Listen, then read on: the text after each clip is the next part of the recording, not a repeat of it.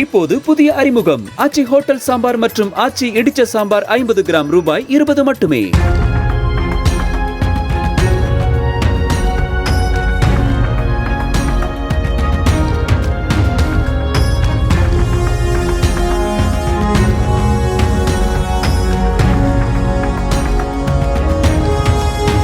கர்நாடக மாநிலம் பந்திப்பூர் புலிகள் காப்பகத்தில் வெயில் காரணமாக தண்ணீர் குட்டையில் படுத்திருந்த புலியை யானைக்குட்டி ஒன்று துரத்திச் செல்வதை ஜீப்பில் சென்ற பயணி ஒருவர் வீடியோ எடுத்துள்ளார்.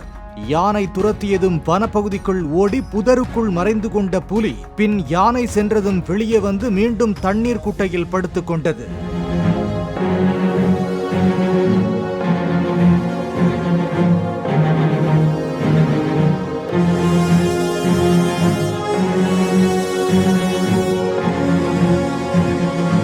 இப்போது புதிய அறிமுகம் ஆச்சி ஹோட்டல் சாம்பார் மற்றும் ஆச்சி இடிச்ச சாம்பார் 50 கிராம் ரூபாய் 20 மட்டுமே.